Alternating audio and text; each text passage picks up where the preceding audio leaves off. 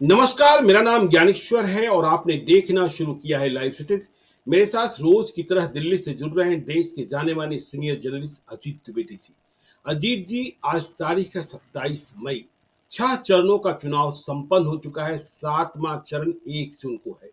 लेकिन चुनाव का मूड क्या है, वोटरों ने किस ट्रेंड के आधार पर मतदान किया है, यह भी परिलक्षित होने लगा है।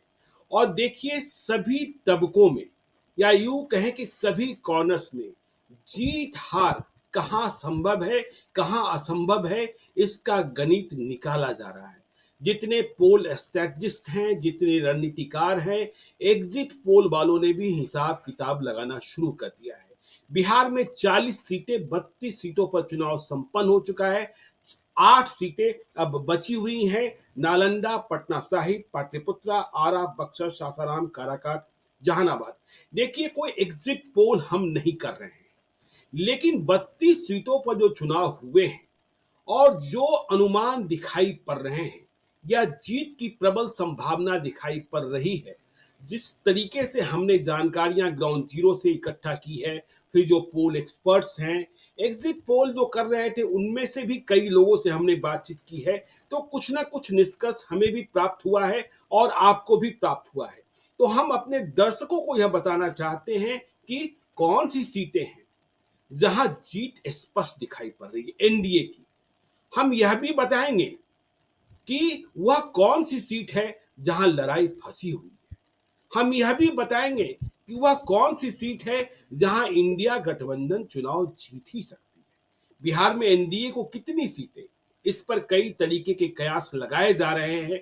लोग गणित बता रहे हैं, अनुमान बता रहे हैं। प्रशांत किशोर से लेकर योगेंद्र यादव तक टिप्पणियां कर रहे हैं। देश में सरकार किसकी बनने जा रही है, यह भी भविष्य अब बताया जाने लगा है।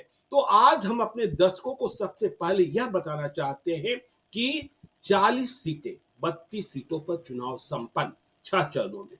तो इनमें एनडीए के खाते में कौन कौन सी सीट जा सकती, मतदाताओं के रुझान से और जो गणित, जिस गणित को हम लोग जोड़ते हैं वैज्ञानिक तरीके से या फिर ह्यूमन इंटेलिजेंस के माध्यम से, पत्रकारों की राय शुमारी भी प्राप्त करते हैं जो ग्राउंड जीरो पर रहे, जो मतदाताओं से बातचीत किए, कि उनमें कौन सी सीटें हैं। अभी इस वीडियो में हम एनडीए की जीत की सर्वाधिक संभावनाओं वाली तस्वीर सीटों पर बातचीत करेंगे। लेकिन हम ये नहीं कर रहे हैं कि बाकी सीटें एनडीए हार ही रही है या बाकी सीटें इंडिया ब्लॉक जीत ही रही है। हम ये भी नहीं कह रहे हैं कि इन सीटों में कोई उलटफेर संभावित नहीं है।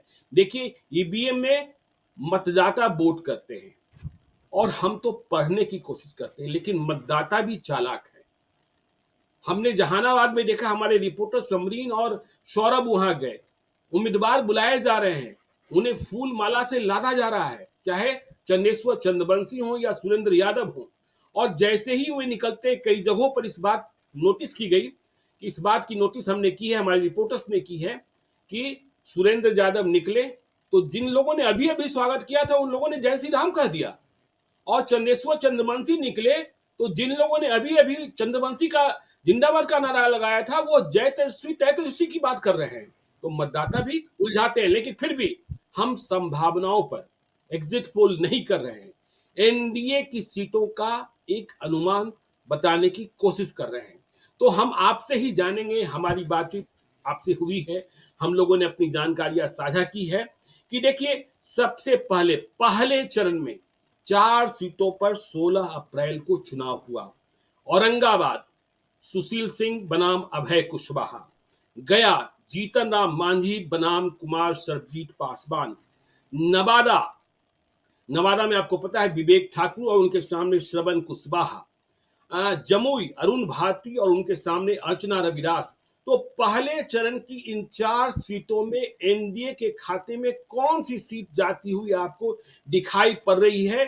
देखिए, बाकी जो सीटें फंसी हुई है या जिन सीटों पर इंडिया ब्लॉक की जीत की संभावनाएं है, वह वीडियो हम अगले दिन प्रकाशित करेंगे, अपलोड करेंगे। लेकिन औरंगाबाद, गया, नवादा, जमुई में कौन सी सीट एनडीए के खाते में जा सकती है सबसे अधिक संभावना, अजीत जी?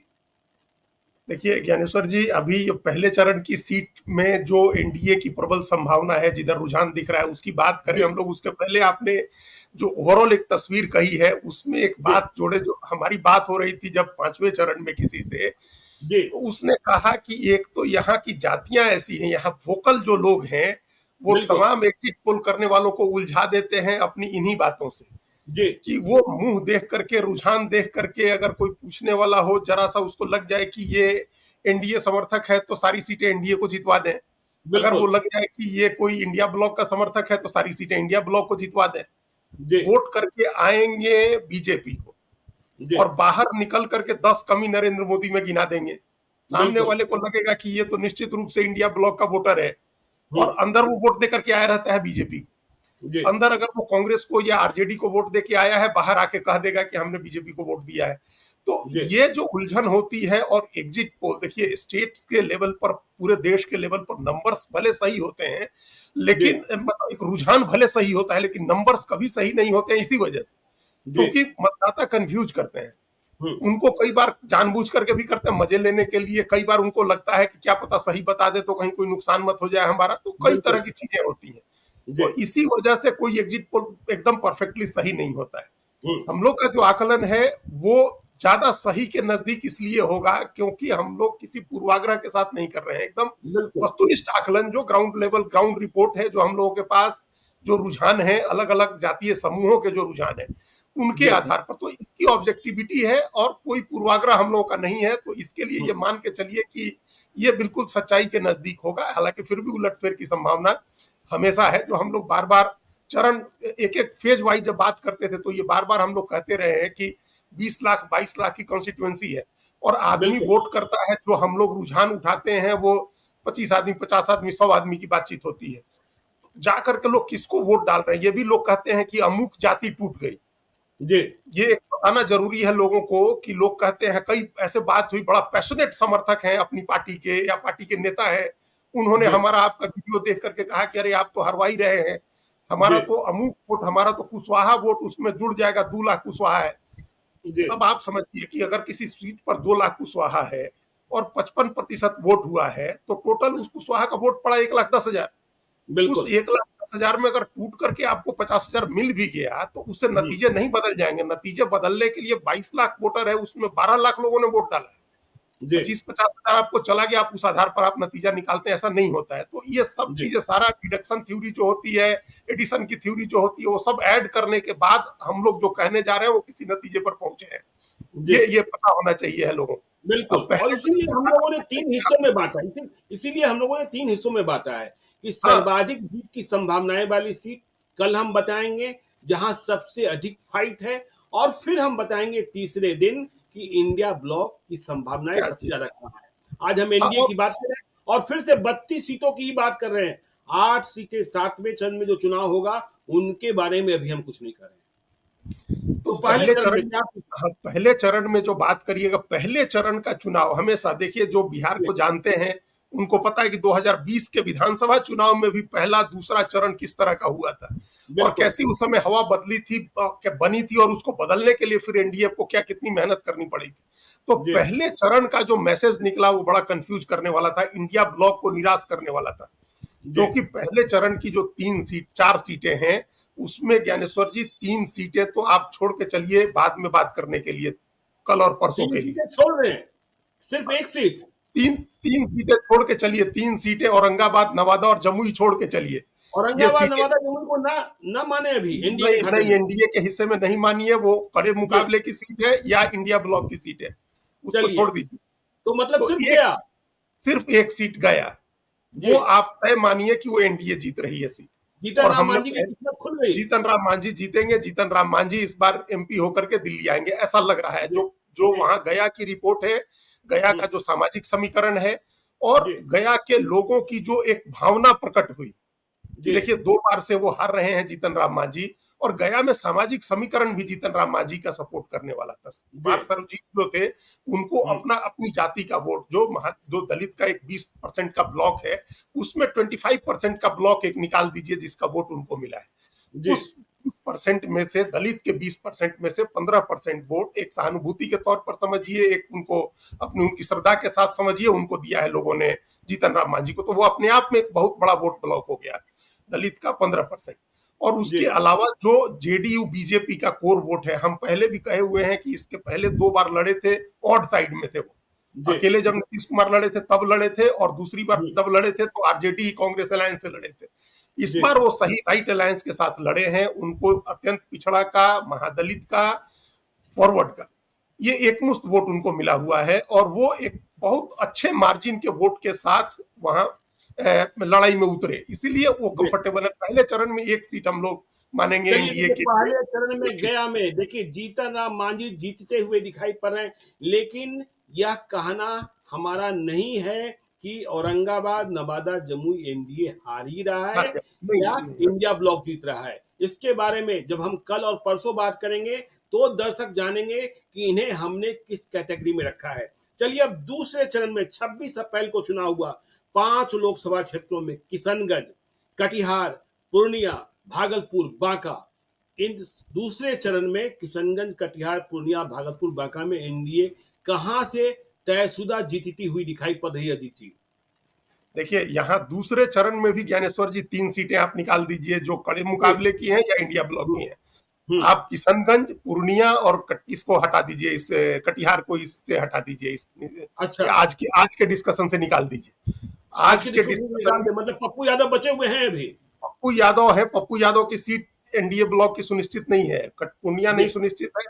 इस चरण में जो दूसरा चरण था, इस चरण में से 5 में से सिर्फ 2 सीटें हैं जी जहां हम लोग मान सकते हैं कि इंडिया ब्लॉक को एडवांटेज है, उनको एज है जी अपने प्रतिद्वंदी के ऊपर, और वो हम्म, सीट है बांका और झंझारपुर। बांका और अब भागलपुर। बांका और भागलपुर, झंझारपुर कह दिया, वो जी तीसरे चरण में आएगा, बांका और भागलपुर ये मतलब 2 सीटें बांका में गिरिधारी यादव फिर से चुनाव जीतने जा फिर रहे हैं, से। इस बात की संभावना बलवती हो रही है।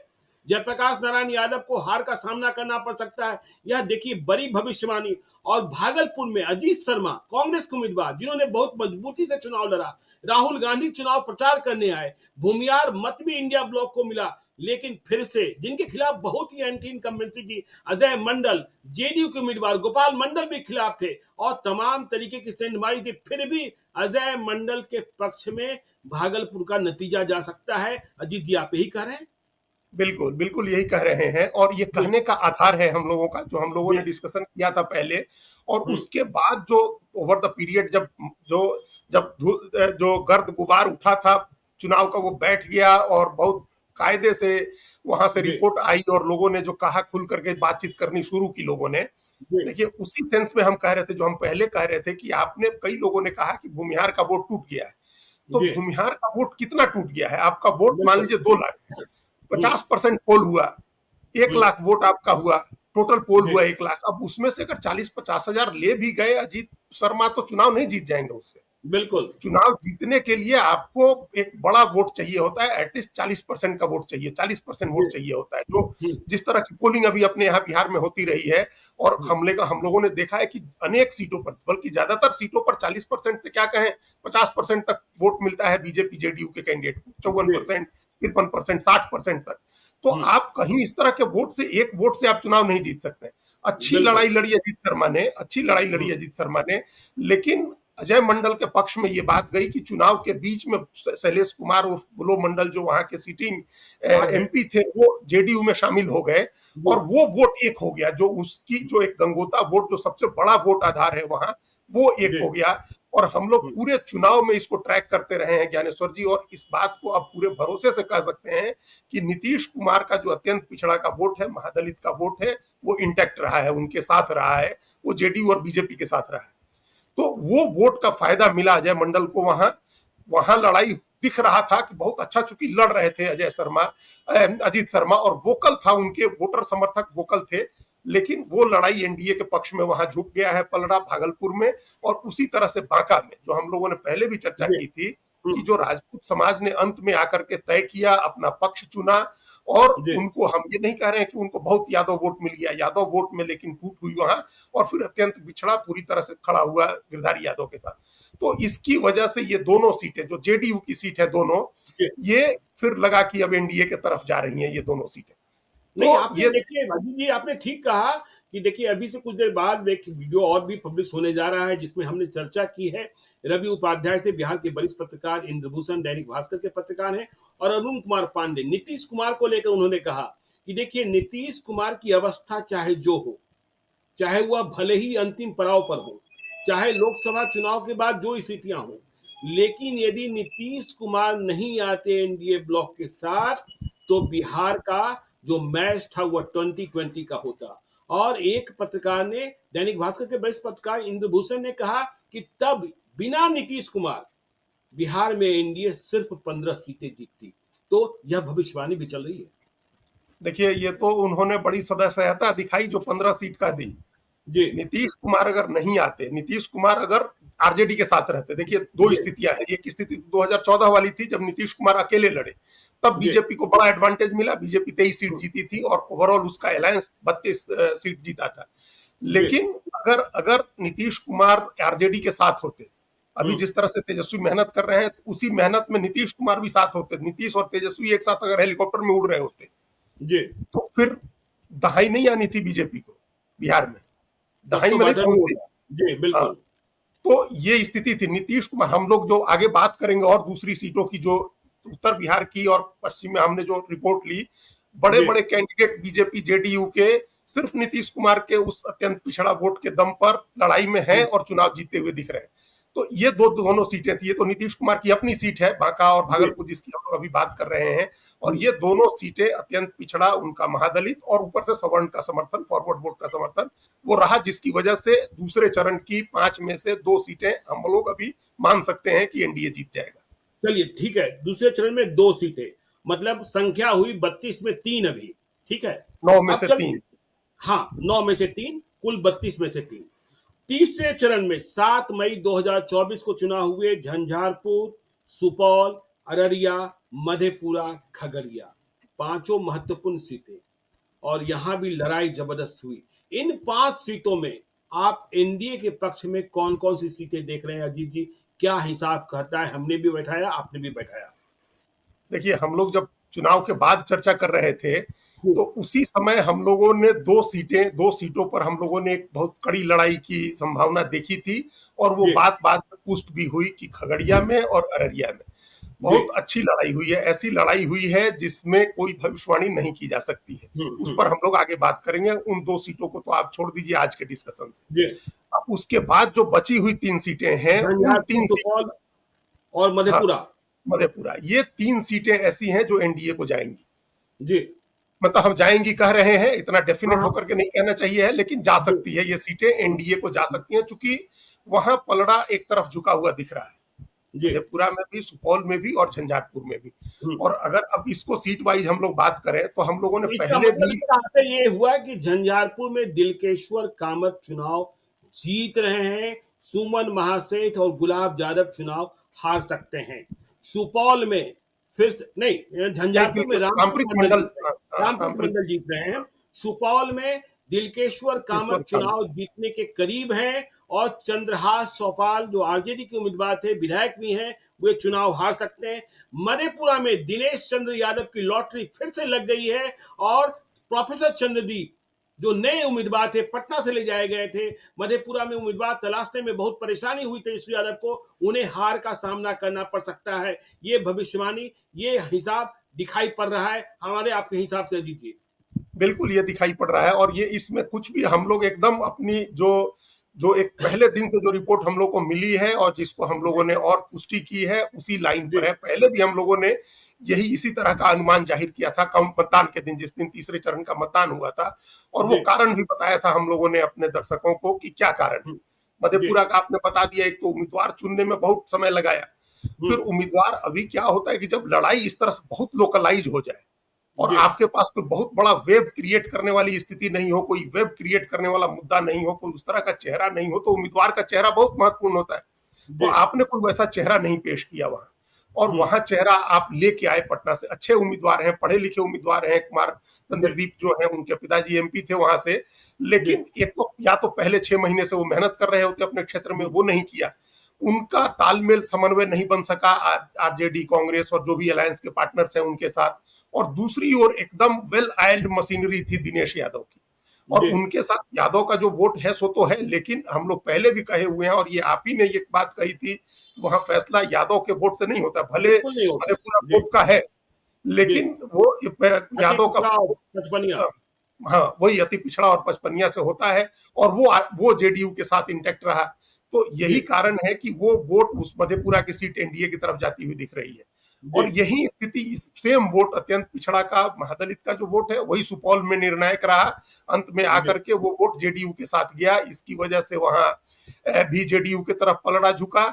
और झंझारपुर पर हम लोगों ने एट लेंथ चर्चा की थी कि वहां जो उम्मीद कर रहे थे लोग कि जी जितना वेस्ट टूटेगा उतना हाँ नहीं, टूटा नहीं। बहुत गुस्सा थे लोग, बहुत गुस्सा थे, रामप्रीत मंडल के खिलाफ बहुत गुस्सा थे लोग, लेकिन ऑप्शन नहीं मिला। हाँ वही ऑप्शन नहीं मिला, अच्छा जी ऑप्शन होता, अच्छा जी ऑप्शन होता। देखिए वो उस समय वोट का परसेंटेज भी झंझारपुर में कम रहा था, हम लोगों ने उस समय जी इस बात की चर्चा की थी, उस चरण में सबसे कम वोट संभवतः सबसे कम वोट झंझारपुर में हुआ था। और जी उसका कारण हम लोग उस समय से देख रहे थे कि जो आरएसएस का बैकग्राउंड है सुमन महासेठ का, तो बिल्कुल। मुस्लिम उदासीन था, बहुत उत्साह जोश के साथ जाकर के कि हमको हरा देना है, उस अंदाज में नहीं लड़ रहा था। जी और वैश्य वोट जितना टूटने की उम्मीद की जा रही थी उतना नहीं टूटा। तो हम्म, यादव मुस्लिम का एक सर्टेन परसेंटेज, और मल्लाह चूंकि वो वीआईपी की सीट थी तो मल्लाह एक सर्टेन परसेंटेज में जुटा, लेकिन वो जी जीतने लायक स्थिति नहीं बना सका। इसलिए हम्म, तमाम नाराजगी के बावजूद जेडीयू के उम्मीदवार की जीत की संभावना हम लोग देख रहे हैं झंझारपुर में भी। तो जी सुपौल, झंझारपुर और मधेपुरा, तीसरे चरण की ये 3 सीटें आप एनडीए के खाते में डाल सकते हैं कि उनको वो जीत सकती है एनडीए। नहीं, इसका असर तो ये भी हुआ अजीत जी कि देखिए कुशवाहा मत टूटे जरूर और मल्लाह भी टूटे जरूर, लेकिन वे इंडिया ब्लॉक के उम्मीदवारों को जीत के बहुत करीब नहीं ले जा पाए इन बिल्कुल, क्षेत्रों वो में। जीत हार का अंतर कम कर रहे हैं, लेकिन वो जी जीत सुनिश्चित नहीं कर रहे। जी तो इसका मतलब हुआ कि 3 चरणों में 7 सीटें, नहीं नहीं, तीन हाँ, चरणों में 6 सीटें, 7 सीट, एक, हाँ हाँ 6 सात सीट, सीटें, 6 सीटें, 6 तीन चरणों में 6 सीटें, 32 में 6 अभी हुआ। अब चलते हैं चौथे चरण की ओर। चौथे चरण का चुनाव 13 मई 2024 को संपन्न हुआ। दरभंगा, उजियारपुर, समस्तीपुर, बेगूसराय, मुंगेर, बड़े बड़े शख्स, बड़ी बड़ी हस्तियों का चुनाव, और क्या क्या ना हुआ। कहीं 47 की बात हुई, कहीं अगरा पिछड़ा की बात हुई, कहीं अनंत सिंह भी प्रकट हुए, हैं? कहीं बेटा बेटी की लड़ाई हुई। तो यह लड़ाई और यह चरण भी बहुत रोचक था। तो दरभंगा, उजियारपुर, समस्तीपुर, बेगूसराय, मुंगेर, क्या मानते हैं आप? देखिए इसमें ये एनडीए के लिए बहुत अच्छा ये चरण था चुनाव जी का। हम्म ये एनडीए का एक तरह से सबसे अच्छा चरण अभी तक, जो चौथे चरण में आकर के, देखिए हम लोग पहले भी चर्चा कर रहे थे, जिसको वीडियो याद होगा या जी होगा वो लोग देख सकते हैं, हम लोगों ने कहना शुरू किया था कि तीसरे चरण से चुनाव बदल रहा है, जी चुनाव का माहौल बदल रहा है, कैंपेन का तरीका बदल रहा है, प्रधानमंत्री जी के भाषण बदल रहे हैं, और उसके हम्म, बाद ये चरण आया था जी चौथा चरण। तो ये जी चौथा चरण एनडीए के लिए बहुत अच्छा रहा। जी हमारे हिसाब से इसमें सिर्फ एक सीट है जिसको हम लोग कड़े मुकाबले में मान सकते हैं, अभी भी हम ये नहीं कह रहे कि एनडीए हार जाएगा वहां, जी हो सकता है कि एनडीए वो सीट जीते, लेकिन एक सीट है उजियारपुर की, जो बड़े जी नेता हैं, दिग्गज नेता, देश के केंद्रीय नित्यानंद गृह राय, राज्य, जी हाँ अमित शाह उनकी के दोस्त। सीट, हाँ उनकी एक सीट हमको लग रहा है कि एक मुकाबले में फंसी हुई है, क्यों फंसी है और उसका क्या होगा ये हम लोग अगले जी कल चर्चा करेंगे। बाकी हम्म 4 सीटें जो हैं वो हम्म आप दरभंगा, समस्तीपुर, बेगूसराय और मुंगेर, ये चारों एनडीए के खाते में डाल सकते हैं, ये चारों सीटें एनडीए जीतेगी, ऐसा मतलब अभी लग, दरभंगा में गोपाल जी ठाकुर, जिनके खिलाफ बिल्कुल लोग गुस्से में थे, उनसे कई सवाल पूछे जा रहे थे, सामने से ललित यादव थे, और नीतीश कुमार ने गोपाल जी ठाकुर पर, बीजेपी ने गोपाल जी ठाकुर पर भरोसा किया, और लालू यादव, तेजस्वी यादव ने नया प्रयोग किया था, किसी मुस्लिम को उम्मीदवार नहीं बनाया था कि हिंदू मुस्लिम नहीं हो, ललित यादव को उम्मीदवार बनाया। यादव भी साथ चढ़े, लेकिन जीत के करीब नहीं ले जा सके। समस्तीपुर, इस पर टिप्पणी बहुत, क्योंकि यहां तो बेटा और बेटी की लड़ाई हो गई। अशोक चौधरी की बेटी सांभवी चौधरी और महेश्वर हजारी के बेटे सन्नी हजारी, पिताजी जेडीयू के मंत्री और बेटे कांग्रेस के उम्मीदवार। पिताजी जेडीयू के मंत्री, बेटी एलजेपी की उम्मीदवार। तो यहां लड़ाई, लेकिन आप कह रहे हैं कि सांभवी चौधरी यहां चुनाव जीतती हुई दिखाई पड़ रही चूंकि है। वो ये उनका कैंपेन बहुत सिंक में था, सिंक में था जी का मतलब कि अलायंस के मंत्री हैं अशोक चौधरी, जी जिस अलायंस की सरकार है उस अलायंस के मंत्री हैं, उसी अलायंस के टिकट से उनकी बेटी चुनाव लड़ी थी। जी, और दूसरी तरफ बड़ा बेमेल था, वो सिंक नहीं हुआ। महेश्वर हजारी जेडीयू सरकार के मंत्री हैं और हुँ, उनका बेटा दूसरे एनटी पे जो गठबंधन है, ये जो इंडिया ब्लॉक है, उससे चुनाव लड़ रहा था। तो हमने जी, डे फर्स्ट कहा था, जिस दिन टिकट की घोषणा हुई थी, महेश्वर हजारी जी, को ये लोग शामिल करा रहे थे कांग्रेस वाले लोग, तभी हमने कहा था कि अगर महेश्वर हजारी इस्तीफा नहीं देते हैं तो जी, उनका बेटा लड़ाई में नहीं आएगा, चाहे जितनी कोशिश कर ले। जी, अगर वो इस्तीफा दे करके इतनी हिम्मत करते कि हम मंत्री पद कुर्बान कर दिए, तो हो हुँ, सकता है कि उनका बेटा जीत जाता है, क्योंकि हुँ, त्याग और कुर्बानी को अपने देश में, अपने राज्य में लोग बड़ा पसंद करते हैं। जी, और हम बिल्कुल। बार बार एग्जाम्पल देते हैं दिग्विजय सिंह का, जब उन्होंने राज्यसभा की सीट छोड़ करके और लोकसभा का चुनाव लड़े थे और निर्दलीय लोगों ने उनको चुनाव जितवाया था। जी, तो त्याग त्याग करिएगा तो मिलेगा, तो आप त्याग नहीं करिएगा, आप जेडीयू की सरकार में मंत्री बने रहिएगा और उसी जेडीयू बीजेपी के खिलाफ आपका बेटा चुनाव लड़ेगा, तो आप उसके लिए वोट भी कैसे मांगिएगा, अंदर जी, खाने भी आप कैसे मैनेज करिएगा। तो ये जो विरोधाभास है, ये सबसे बड़ी कमजोरी सनी हजारी की साबित हुई और इसकी वजह से एडवांटेज हो गया शांभवी चौधरी को। और जिस तरह से चुनाव लड़ने का जितना तरीका अशोक चौधरी जानते हैं, संगठन में के जितने मजबूत वो नेता हैं, और जितने तरह की स्थितियां शांभवी चौधरी के साथ थी, चाहे ब्राह्मण का हो, भूमिहार का हो, तमाम पगड़ी जातियों का हो, और पूरा पिछड़ा अति पिछड़ा का जो माहौल हो, वो सब उनके साथ, अत्यंत पिछड़ा का खासतौर से, और महादलित का, तो वो चुनाव जीतना हमको लगता है उनके लिए बहुत आसान हो गया इसकी वजह से। चलिए और देखिए बेगूसराय अजीत जी, बेगूसराय, लेनिनग्राद, देखिए कहा जा रहा था कि गिरिराज सिंह घिर गए, वे भी बहुत परेशान दिख रहे थे। और बेगूसराय का बेटा, बाहर का बेटा, यह भी नारा, बोगो सिंह नाराज थे। और सीपीआई, देखिए विपक्ष भी इस बार एकजुट था, वोटों का बंटवारा नहीं था। 2019 की तरह की सीपीआई भी लड़ गई और आरजेडी भी लड़ गया, लेकिन इसके बाद भी आप गिरिराज सिंह को जीतते हुए देख रहे हैं, क्यों? देखिए, चौथे चरण, दो तीन कारण है। पहला जी, कारण तो ये है, जो हमने जब ग्राउंड पर रिपोर्ट ली ज्ञानेश्वर जी चुनाव के दिन, कई लोगों ने, जी, हम्म, भूमिहार लोगों ने कहा कि हम्म, नहीं, सीपीआई तो चुनाव जीत गई, वहां बछवाड़ा में, तेघड़ा में और साहेबपुर कमाल में, इन जी, तीन विधानसभा क्षेत्रों में तो आरजेडी को इतनी बड़ी लीड मिलेगी कि बेगूसराय और मटियानी तो पूरा ही नहीं कर पाएगा उस लीड को। इस बिल्कुल, तरह की बातें लोग वहां कह रहे थे। हम्म, हमने फिर और बारीकी में जब हम गए लोगों के, तो हमने देखिए चुनाव उसी समय आके बदला था, उसी चरण की हम लोग बात कर रहे हैं, जी, जो देश में हिंदू मुस्लिम का नैरेटिव बना, भारत पाकिस्तान का नैरेटिव बनना शुरू हुआ, वोटिंग परसेंटेज में बढ़त शुरू हुई, वो ये चरण का चुनाव है। जी, और वो हिंदुत्व के आइकॉन है, एक चेहरा है, प्रतिनिधि चेहरा है हिंदुत्व के, हम्म, एंटी मुस्लिम कैंपेन के भी, मतलब वो चेहरा है गिरिराज सिंह। बिल्कुल, जनसंख्या को लेकर के, आबादी को लेकर के वो जिस तरह के कैंपेन चलाते हैं, तो वो उनके प्रति एक सहानुभूति उस तरह का क्रॉस द कास्ट लाइन, चाहे जी, वो किसी पार्टी का समर्थक हो, उसका एक समर्थन गिरिराज सिंह के साथ रहता है।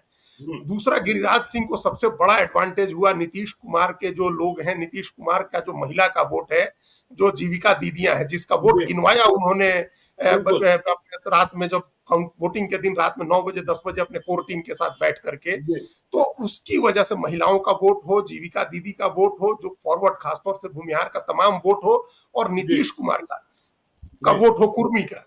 और ये वही सीट है, बेगूसराय वो जगह है जहां से गिरिराज सिंह ने ये नारा दिया था कि बिहार का मुख्यमंत्री कैसा हो, सम्राट चौधरी जैसा हो। तो जी, तो बिहार के भले जिस सीट पर कुशवाहा वोट टूट रहा हो, यहाँ कुशवाहा को उम्मीद थी कि सम्राट चौधरी को सीएम बनाने में गिरिराज सिंह का बड़ा योगदान रहेगा, क्योंकि उन्होंने ये बात चलाई हुई है। तो कुशवाहा वोट एकजुट हुआ उनके साथ, थोड़ी बहुत टूट इधर उधर हुई होगी, लेकिन वो वोट एकजुट हुआ उनके साथ। इसकी वजह से वो एडवांटेज में आ गए, पलड़ा उनकी तरफ झुक गया चुनाव के दिन। मुंगेर की चर्चा किए बिना कहाँ चर्चा पूरी होनी है। क्या प्रयोग किया लालू यादव ने, तेजस्वी यादव ने, ललन सिंह के खिलाफ। अशोक महतो की पत्नी, अशोक महतो ने शादी की चुनाव लड़ने के लिए, 17 साल जेल काटा, फिर बाहर आए, चुनाव नहीं लड़ सकते थे, तो शादी की अनिता महतो के साथ, और इसके बाद चुनावी मैदान में ऐसा लग रहा था अगर आप पिछड़ा, अनंत सिंह भी पेरोल पर आ गए, और फिर तो वहां दूसरे ही तरीके का चुनाव, यहां जाकर तेजस्वी यादव को भी कहना पड़ा। देखिए नरेंद्र मोदी ने बिहार में जातियों का नाम लिया, तेजस्वी यादव कहीं जातियों का नाम नहीं ले रहे थे, लेकिन मुंगेर में बोले एक हो जाओ, पिछड़ा अति पिछड़ा, दलित महादलित। तो वहां लड़ाई ऐसी लग रही थी कि किसी का दबदबा खत्म करना है और किसी का दबदबा बनाना है, क्या हो जाएगा क्या नहीं हो जाएगा। तो यह बहुत भीषण लड़ाई हुई, लेकिन इसमें भी आप बता रहे हैं कि ललन सिंह को ही एज है। देखिए, ये हम लोगों ने पहले दिन चर्चा हुई थी और जी ये भी हम बार-बार याद दिला रहे हैं अपने दर्शकों को भी कि जी उनको ये ना लगे कि हम लोग आज कुछ और कह रहे हैं, पहले कुछ और कहा हुआ है। आप मिला जी के देख सकते हैं, जिस दिन वो कैंडिडेट हुए थे, हमने कहा जी था कि ये ललन सिंह के लिए वॉकओवर की सीट हो गई। जी इसलिए क्योंकि ललन सिंह से लड़ने के लिए आपको ललन सिंह के ही टाइप का कोई एकदम पॉलिटिकल कीड़ा और ऐसा जमीन से जुड़ा हुआ नेता, प्रबंधन जानने वाला, उस तरह जी का आदमी आपको लड़ाना चाहिए था, 24 घंटे हम्म पॉलिटिक्स करने वाला। हम्म ललन सिंह 24 घंटे पॉलिटिक्स करने वाले आदमी हैं और 24 जी घंटे अपने क्षेत्र में रहने वाले लोगों से मिलने जुलने वाले और अपना समीकरण बना करके रखने वाले कैंडिडेट थे। जी आपने प्रयोग किया, पिछली बार भी लालू यादव ने प्रगति मेहता को खड़ा कर दिया, तो आप कैसे जी खड़ा करेंगे? उसके पहले आपने जब प्रगति मेहता को खड़ा किया है, जो भी प्रयोग ही 2014 किया, बिल्कुल। हाँ, जब भी किया तो उसके प्रयोग पहले ही किया। रामभद्र राय को, जी रामभद्र हाँ, राय को। तो प्रयोग करते रहे। आपने कोई कंसिस्टेंसी नहीं दिखाई कि एक कैंडिडेट को आपने तय किया है जो वहां का लोकल है और इस कास्ट इक्वेशन में फिट बैठता है और राजनीति करता है। आप हर बार एक नया प्रयोग करते हैं, तो आप हर बार नया प्रयोग करके नहीं हरा सकते हैं ललन सिंह को। जी जैसे ही अशोक महतो का नाम आया, उनकी पत्नी आई चुनाव लड़ने, वैसे ही पता चल गया लोगों को, जो लोग हम लोगों ने बूथ पर लोगों के मुंह से सुना कि हम शांति के लिए वोट कर रहे हैं, हम सुरक्षा के लिए वोट कर रहे हैं, बिल्कुल और आप आकर के उस राजनीति की बात करते हैं जिसको 90 के दौर में से निकल करके बिहार इतना आगे बढ़ा है। जी 2004-5 के पहले की राजनीति की बात कर रहे हैं, तो वो नहीं चल सकता था। लोगों को अपनी चिंता है, भविष्य की चिंता है, बच्चों के जान की चिंता है, सुरक्षा की चिंता है। दबदबा खत्म करने और दबदबा बनाने का ये चुनाव ही नहीं था, ये विशुद्ध रूप से राजनीतिक चुनाव था, पॉलिटिकल जी चुनाव था, पॉलिटिकल मैनेजमेंट का चुनाव था। तो न कोई आदमी ललन सिंह के जैसा पॉलिटिकल मैनेज कर सकता है, मैनेजमेंट कर सकता है, न उस तरह से बूथ प्रबंधन कर सकता है, न उस तरह से सामाजिक समीकरण बना सकता है। और देखिए, उसके बाद आपको कहीं ध्यान है कि कहीं नरेंद्र मोदी के साथ नीतीश कुमार रैली करने गए? एक रोड शो जी छोड़ दीजिए, तो आखिरी था मुंगेर, जहां दोनों लोग साथ में आए और जी दोनों लोगों ने साथ में अपील की। तो इन सब का ऐसा असर हुआ कि वहां चुनाव अपने आप मुड़ गया ललन सिंह की तरफ। चलिए, तो देखिए 4 चरणों में 19 सीटों पर चुनाव संपन्न हुए और एनडीए के खाते में 10 सीटें जाती हुई दिखाई पड़ रही है। अब आते हैं 5वें चरण में। 20 मई 2024 को चुनाव संपन्न हुए, फिर से 5 लोकसभा क्षेत्र, और ये लोकसभा क्षेत्र थे सीतामढ़ी, मधुबनी, मुजफ्फरपुर, सारण, हाजीपुर। सारण से लालू यादव की बिटिया, हाजीपुर से चिराग पासवान, मुजफ्फरपुर में 2 निषाद, मधुबनी में अशोक यादव, सामने अली अशरफ फातमी, और सीतामढ़ी में देवेश चंद्र ठाकुर बनाम अर्जुन राय। तो 5वें चरण की इन 5 लोकसभा सीटों में आप क्या देख पा रहे हैं? देखिए, अब हम लोग तो इसमें ये देख सकते हैं कि सारण की सीट को हम लोग पहले दिन से कह रहे हैं कि वो बहुत गंभीर लड़ाई की सीट है, सारण की सीट। हाजीपुर की सीट को लेकर एक बड़े नेता ने, आरजेडी के एक बड़े नेता ने बड़ी शर्त मुझसे लगा रखी है, और मैंने कहा कि यदि हाजीपुर यदि आप जीत रहे हैं तो बिहार की तो 35 सीटें आप जीत लेंगे। हाँ, बिल्कुल, बिल्कुल। तो एक सीट जी सिर्फ सारण हटाइए और जी बाकी 4 सीटें जो हमारा फीडबैक है और जिस पर हम लोगों ने पहले भी चर्चा की है, जी उसके हिसाब से बाकी 4 सीटें हम लोग एनडीए के खाते में डाल सकते हैं। सीतामढ़ी, मधुबनी, मुजफ्फरपुर और हाजीपुर। मतलब सीतामढ़ी में देवेश चंद्र ठाकुर दिल्ली पहुंच रहे हैं, बिहार विधान परिषद के सभापति पद से इस्तीफा देंगे, और बहुत लंबे समय से हसरत थी दिल्ली जाने की, तो दिल्ली पहुंच रहे हैं। मधुबनी में अशोक यादव, गुस्सा चाहे जो भी पब्लिक का रहा, लेकिन फिर से मधुबनी अशोक यादव का होता दिख रहा है। मुजफ्फरपुर में अजय निषाद टिक नहीं पाए कांग्रेस का टिकट लेकर भी, उनसे हार रहे हैं जिन्हें उन्होंने 2019 में 4 लाख मतों के अंतर से हराया था, राजभूषण चौधरी निषाद। सारण को लेकर आगे बात होगी कल या परसों, कि फाइट है कि जीत हार है। हाजीपुर में चिराग पासवान जीत तो रहे हैं, लेकिन मुकाबला हुआ इस बार अजीत जी, और देखिए कोई Guinness book of world record नहीं बनने जा रहा है, रामविलास पासवान का रिकॉर्ड भी नहीं टूटने जा रहा है।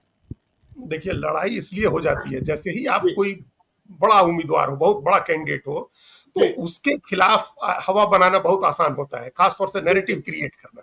जी साधारण ढंग से लड़ाई होती, कोई ऐसी लड़ाई नहीं होती। वहां कोई दूसरा कैंडिडेट होता अगर चिराग पासवान की जगह, वह भी जीतता है। जी अगर एनडीए ब्लॉक से कोई भी कैंडिडेट होता तो जीतता, और इतनी लड़ाई की चर्चा भी नहीं होती, लोग शर्त भी नहीं लगाते। जी लेकिन अब एक बड़ा चेहरा है, तो कई बार लोगों को लगता है कि क्या पता कुछ हो जाए, कुछ गड़बड़ हो जाए, या फिर वोकल भी होते हैं लोग उनके विरोध में।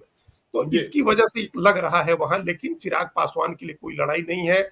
मेरा हमने जो रिपोर्ट ली है, जो हमारे कई लोग गए थे वहां मदद के जी लिए, जी दिल्ली से जी लोग गए थे, नौजवान लड़के गए थे, यंग, आपको जान करके हैरानी होगी, बिल्कुल। 22 साल हम्म 24 साल के बच्चे गए थे हाजीपुर, जो चिराग हम्म पासवान के प्रशंसक हैं, उनके लिए काम करने गए थे, उनको जानकारी होगी भी नहीं, हो सकता है नहीं जानकारी हो, गए थे लोग बच्चे काम करने, बाहें पसार करके हाजीपुर ने चिराग पासवान का स्वागत किया है बाहें कि आप पसार। आ गए, हाँ आप आ गए और हम लोग आपका इंतजार कर रहे थे। जी उनके पिता के जाने के बाद लोग इस बात का इंतजार कर रहे थे कि चिराग पासवान आए और इस सीट का नेतृत्व करें, उनका प्रतिनिधित्व करें।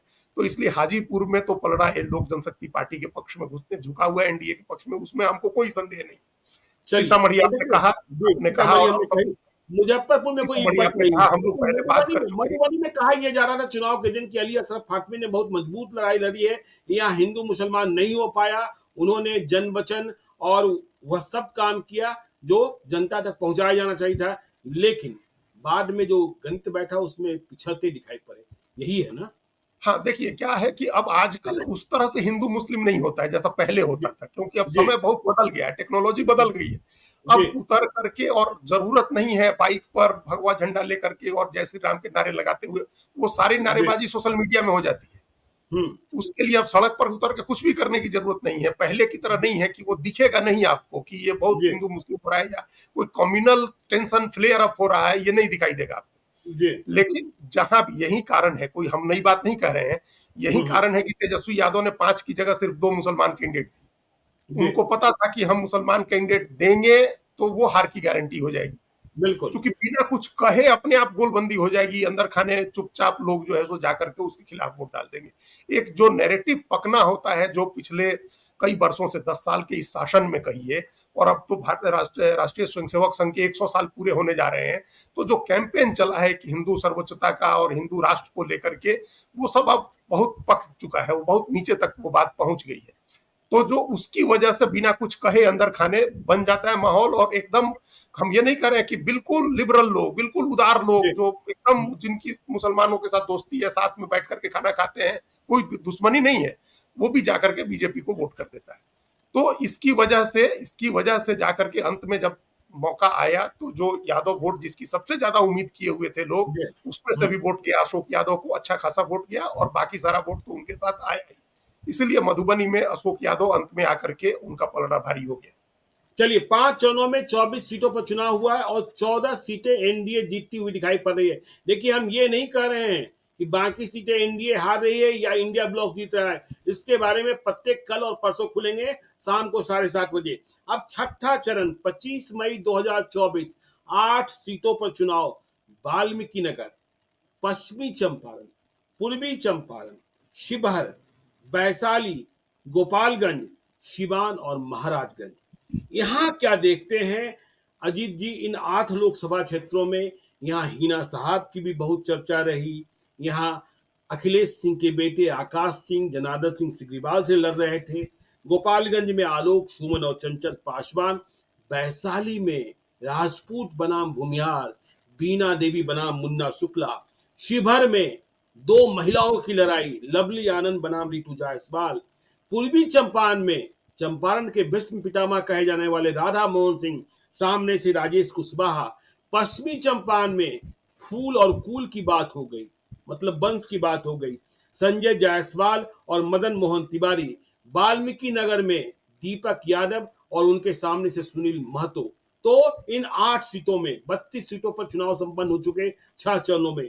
इन 8 सीटों में क्या निष्कर्ष निकले हैं? देखिए, चुनाव के संपन्न हुए 48 घंटे ही हुए हैं, कुछ और हिसाब किताब बैठेगा, लेकिन इन 8 सीटों में हम किसे एनडीए की कंफर्म सीटें माने? देखिए, मतदान के तुरंत बाद जो अंतिम आंकड़े आने से पहले हम लोगों ने जब चर्चा की थी, तो जी जी ऐसा लग रहा था कि इस 8 में से 5 सीटें एनडीए में चली जाएंगी। बिल्कुल। लेकिन आज हम उसमें से कुछ और सीटें, 2 सीटें और कम कर रहे हैं 48 जी घंटे के बाद। ये नहीं कह रहे हैं कि वो एनडीए हार जाएगी सीट, जी लेकिन उसको आगे की चर्चा के लिए रखते हैं, और इस 8 में से 3 सीटें पक्के तौर पर मान सकते हैं कि एनडीए जी जीतेगा।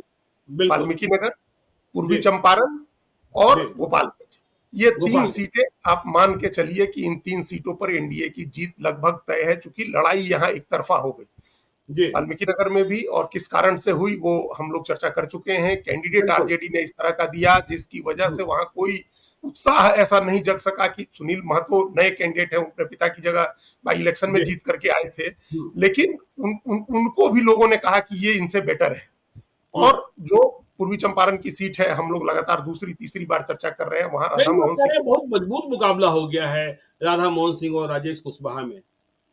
देखिए, बहुत कड़ा मुकाबला होने का, अब हमसे भी कई लोगों ने कहा, तो हमारा क्षेत्र है, जी, हमने तो देखा हुआ है वहां जी, जिस वोट को लेकर के सबसे ज्यादा ये माना जा रहा है कि कुशवाहा का वोट, तो कुशवाहा का वोट अगर मान लीजिए चला भी जाता है तो जी, उसकी भरपाई हो जाएगी। जो भूमिहार का वोट अखिलेश प्रसाद सिंह, आकाश प्रसाद सिंह के वहां से हटने के बाद जो भूमिहार वोट उनको जाता था, वो चला हम्म, जाएगा राधा मोहन सिंह को। जी, तो एक बैलेंस हो गया। अगर आप सेम उसी तरह से एकदम, हालांकि बिल्कुल। पॉलिटिक्स में ऐसा टू प्लस मल्लाह टू और होता वैश्य, नहीं है। मल्लाह और वैश्य कितने टूटे? वैश्य की नाराजगी अंत आते आते समाप्त हो गई थी। वैश्यों का जी, वोट थोक में पड़ा, शहर में तो पूरी तरह से लगभग, और शहर के बाहर कुछ जगहों पर जरूर कहीं कहीं छिटपुट कुछ वोट हुआ होगा, वो थोड़ा वोट टूटने की थी बात। और मल्लाह का वोट थोड़ा बहुत टूटने का ये की जी, जानकारी थी, जिस पर हमने बहुत डिटेल बताया था। गोविंदगंज और बिल्कुल, आपने केसरिया अपने दो गाँव के बारे में विधानसभा, बताया। जी, हाँ, 2 विधानसभा क्षेत्रों में जहां मल्लाह का अच्छा खासा वोट है, वहां सांप्रदायिक कारणों से, धार्मिक कारणों से, हिंदुत्व की के असर में आकर के वोट वो गया बीजेपी की तरफ उनका। जी, तो इसलिए अगर थोड़ा बहुत टूटा होगा तो हो सकता है कि जीत हार का अंतर हो जाए, 2 लाख से नीचे आ जाए जीत हार का अंतर। जी, लेकिन फिर भी मार्जिन बहुत कंफर्टेबल होगा, ऐसा हमको लग रहा है। जी। और गोपालगंज का तो क्या कहना, गोपालगंज का तो हम लोग को पता है कि वहां कोई लड़ाई ढंग की नहीं लड़ पाया जो विपक्षी गठबंधन। तो देखिए, अभी जीत के बारे में, संजय जायसवाल के बारे में हम नहीं बता रहे हैं। कल या परसों बताएँगे कि वे फँसे हुए हैं या हार चुके हैं। ठीक इसी प्रकार से शिवहर में क्या हुआ? शिवहर में जीत की गारंटी नहीं दी जा सकती है। फिर वैशाली में बड़ी लड़ाई और बड़े संकेत समझने में वक्त लगेगा, लड़ाई फंसी हुई है या रिजल्ट निकल चुका है।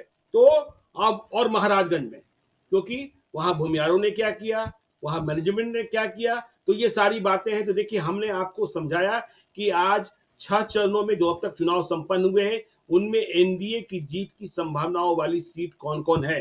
तो 32 में से 17 सीटों पर एनडीए की जीत साफ तौर पर दिख रही है। यह संख्या बढ़ भी सकती है, और यदि मतदाताओं ने उलझाया है हमें भी और दूसरे जो मिजाज जानने गए हैं, तो घट भी सकती है। कल बताएंगे कहां कहां लड़ाई फंसी हुई है, और परसों बताएंगे इंडिया ब्लॉक कहां जीत दर्ज करने जा रहा है, क्योंकि 40 पे 40 तो नहीं होने जा रहा है, यह बात स्पष्ट है। आप देखते रहिए लाइव सीरीज को। यदि अब तक आपने हमारे यूट्यूब चैनल लाइव सीरीज को सब्सक्राइब नहीं किया है, तो जरूर कर लीजिएगा। और यदि इस वीडियो को आप फेसबुक पेज के माध्यम से देखकर पेज को लाइक कीजिएगा, ट्विटर पर भी हमें फॉलो कीजिए। धन्यवाद।